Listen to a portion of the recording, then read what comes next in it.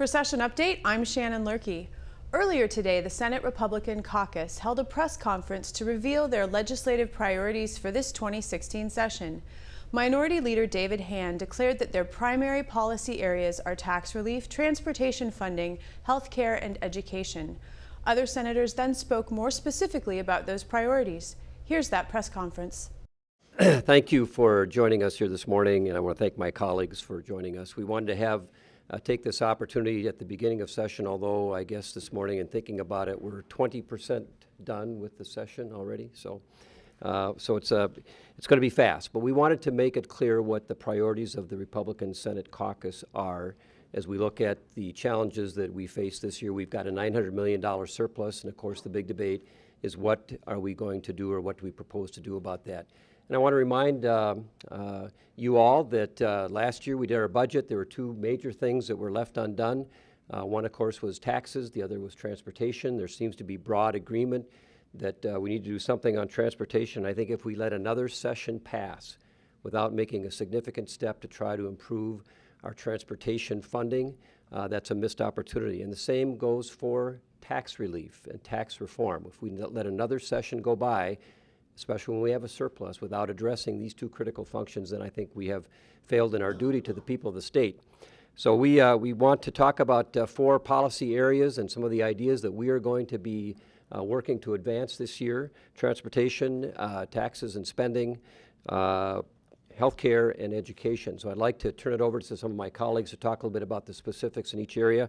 And so to begin with, I'd like to ask Senator Newman, the lead on the Transportation Committee from our caucus, to talk a little bit about transportation. Senator Newman.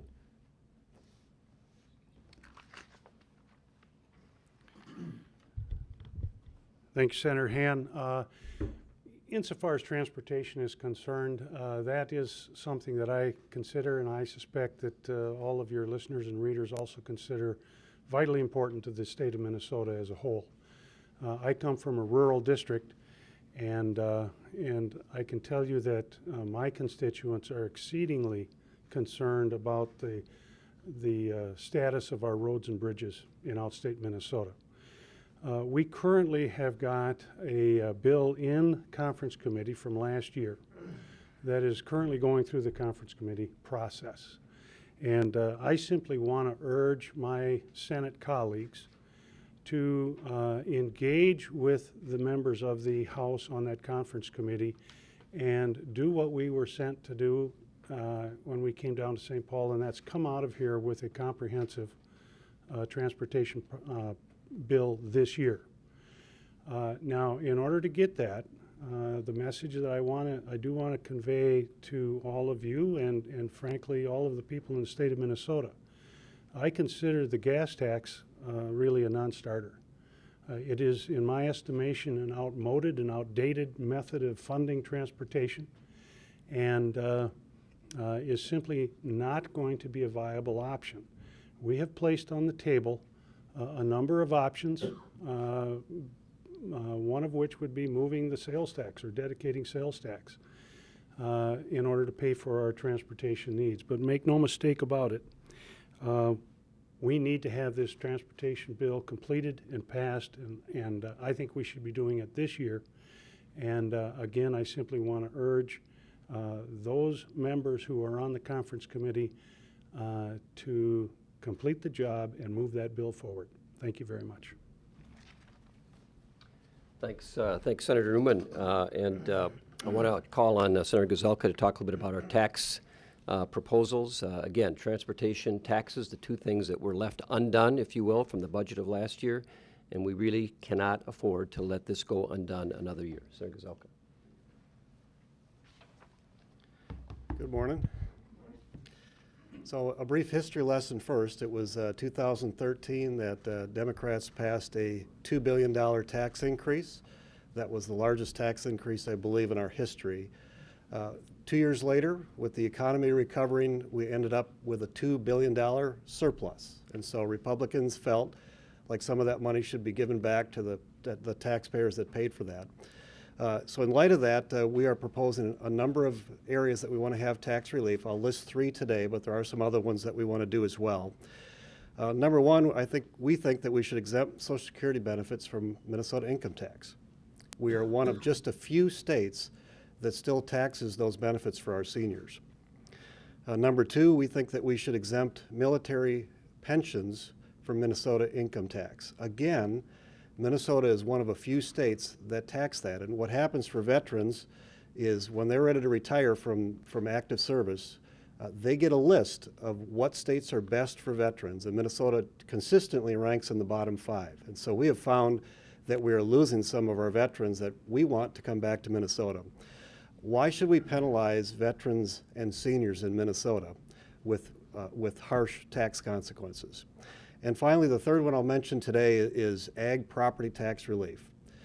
In Minnesota right now, with ag values going up, property taxes for our farmers have gone sky high.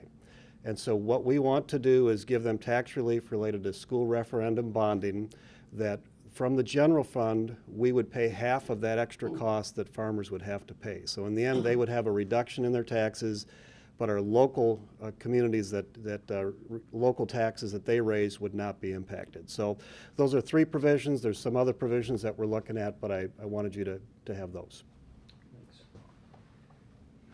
I think it's worth pointing out that the governor introduced his supplemental budget recommendations the other day, $900 million surplus, taking off the federal conformity piece. Less than $100 million of that was dedicated to tax reform or tax relief, and a very, very small portion in his budget recommendations are for transportation. But when you look at what his recommendations for new spending, both this year and entails $1.2 billion of new spending by the governor, this is not helping the fiscal integrity of the state. And we think, again, that the priorities ought to be on taxes and transportation. Those are not reflected in the governor's recommendations. There are some other policy areas that our members are interested in, healthcare and education we want to talk about briefly, and I want to introduce Senator Benson. Good morning. So many times when we start talking about healthcare, we talk about healthcare systems, we talk about IT systems. The bills that we're talking about today put the consumer first and focus on consumer choice. I have a bill introduced today that allows low-income families to not be trapped in MA, but to choose a qualified health plan or to be in Minnesota Care if they want to. And we've heard a lot about the liens. If those families had had the choice, first of all, if the liens had been disclosed properly, and then if they'd had the choice, they still could have gotten help without liens being put on their property just because they used medical assistance. I know personally people who opted to not use the exchange at all because they wanted just a little help with a premium tax credit. When they found out that using the exchange they'd be compelled to go into Minnesota Care, opted to pay out of pocket instead. So consumer choice. Let families with children who are MA qualified be on their either private plan or Minnesota Care plan. So they have one network, one set of doctors to deal with, one set of insurance bureaucracy, one set of insurance cards. Common sense, focus on the consumer and give them more choices. A second bill would allow our health plans to offer a wide variety of products outside the exchange, outside our current Obamacare mandate set, and let Minnesotans have more choice to meet their budgets and their needs. And the third would allow Minnesotans to purchase health care plans from a nationwide marketplace, plans that were certified by other states. The governor has taken no action to show leadership on fixing MNsure. I have talked ad nauseum about Republican ideas for fixing MNsure. So let's change the conversation and focus on the consumers and more choice, and the families who are facing skyrocketing premiums or feeling trapped in a public plan that they don't want to be part of. Let's change the conversation to what matters to Minnesotans. And I think our bills that we're introducing will accomplish those goals. Thank you. It is remarkable that the governor's recommendations have very little to do with reforming the MNsure structure that we've put in place. A lot of money spent on this project, a lot of concern. It's probably an issue area that I get more questions from constituents on, and a lot of things that they're struggling with. We need to find some way to offer some help.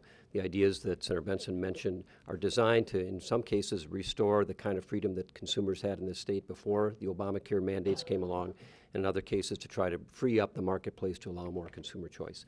The last issue area we want to talk about briefly this morning is education, and Senator Nino. Thank you, Senator Hann. The GOP, the Republican Proposal for Education, is focused on two things: empowering families to make the best choices for their children and getting better quality results in their education.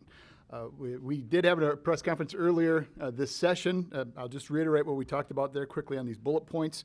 We would expand the currently existing tax deductions and tax credits, giving families more flexibility in how to use that so that they can make the right choices for their children in their educational aspirations. We also would create education savings accounts. And if you're not familiar with those, you could think of it like a health savings account, but for education.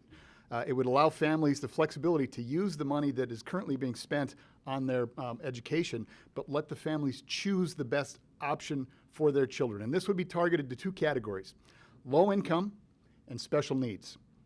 Now, if you want to, we've had a lot of discussion this year. We've heard a lot of talk about racial and economic disparities. If you want to fix that problem, the best thing to do is to get those children educated, get them a good paying job, and they can go out and live their life and be on par with all the rest of us. The best way to do that is to get those children into quality schools, to give parents the option to put those children into an education setting that works the best for them, not an education setting where maybe 50% of the students are graduating. Finally, we would reinstate the graduation requirements. In current law, a couple of years ago, when we had Democrat majorities in the House and the Senate, we eliminated the need for students, we eliminated the requirement for students to demonstrate proficiency, to prove that they learned something before they graduate. When you have 1 in 3 students going to higher education who need remediation, there's a problem. Fixing that problem is not getting rid of the need to demonstrate proficiency. When children go to school, they should learn things. When children graduate, we should know that they've learned it and make them prove it. We would reinstate that graduation standard, raise that bar, raise the quality, make sure that when they go to school they learn, and before they graduate they know it. Thank you, Senator Nino. Again, not a whole lot of new ideas, things that we have talked about in the past with education reform, healthcare reform. These are not things that are going to require additional spending, but do require us to rethink some of the approaches that we are going to take to solving the problems. But the focus, we believe, on using up the monies available in the surplus have to be directed at tax reform, tax relief, and solving the transportation logjam that we've experienced the last couple of sessions.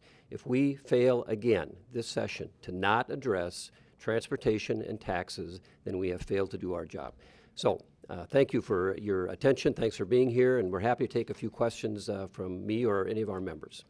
Yes. What's the cost of completely eliminating Social Security and completely eliminating veterans' pensions, taxes, and what's the snapback in the out years? Yeah, I don't have the out years in front of me. I can tell you with Social Security, it's around $100 million a year. The veterans' pension exemption, depending on which one you use, is around $25 million a year.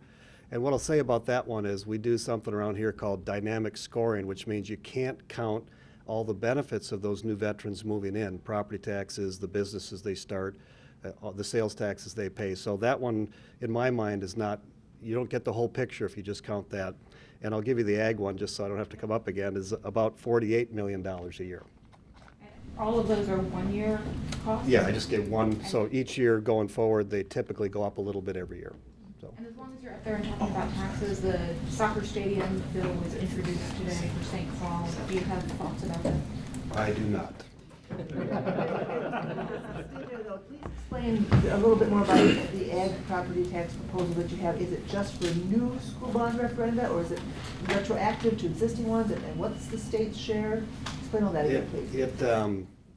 Well, it's in conference committee now. It's on the Republican side, and a DFL senator on the Senate side has it, but it didn't make it through on our side. And it really depends on what we negotiate. But my hope is that, well, basically how it works, though, is if the referendum, whether it's present or present and future, when those taxes are asked from the local governments, half of that then wouldn't have to be paid by the farmer. That would be taken off and paid by the general fund. I talked to a farmer the other day, and I think he had 800 acres, and it was going to be like $5,000 more money for him, just because the values of his land had been going up.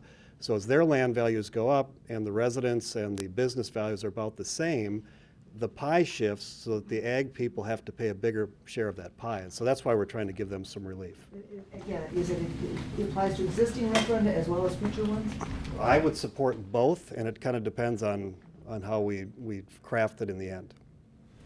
David, can I just say on Social Security? Absolutely. That is, Dave, come on. I've got the Social Security bill. That is entirely scalable. We're willing to work with Democrats on there. There's no question about it. The state of Iowa did it in 8 years. If it takes us 15, 20 years, I mean, that's fine. I think we just have to begin the journey. We're not competitive for retirees anymore in many ways, but particularly Social Security. So this is all scalable. There's really no hard and fast number. We can work with the Democrats in terms of finding that number. They just have to be willing to. Thanks. On transportation? Senator, did you want to? Transportation. I don't see the word transit anywhere in here. House Republicans this year have basically acknowledged that to get a transportation bill passed, they're going to need to do some transit. What's your feeling on transit? Transit, in my mind, falls into the same category as getting people around the state, like you and I do. We get in our car and we go someplace. I think we have to pay attention to folks who are disabled or elderly and have a need to move from one area to the other. It becomes a little bit more problematic in the rural areas where I come from, but it is a very important aspect of an overall transportation plan in the state of Minnesota. So I am more than willing to entertain ideas and discussions and concepts about mass transit. Now, having said that, I have been very open and very critical, in particular, of light rail. And my major criticism of light rail is, number one, the cost. The last time I looked, we were at $100 million a mile. And $100 million out in my area will really go a long ways. It feels to me like when we're talking about light rail, it feels to me like what we are doing is utilizing 19th century technology to move people in the 21st century. Any other questions? Senator Senja mentioned our tax proposals. In fact, all our proposals are adjustable, if you will. We know we're in a negotiation with both the House and the majority in the Senate and the governor. But again, our priorities have to be on making sure we do something significant in transportation and significant in taxes. The two things that were left undone, we should complete that work this year. And I hope we can work on some other things. We talked about education and healthcare in particular, but our focus on the spending ought to be on those two items. Any other questions? Thank you for being here. Thank you. Thank you.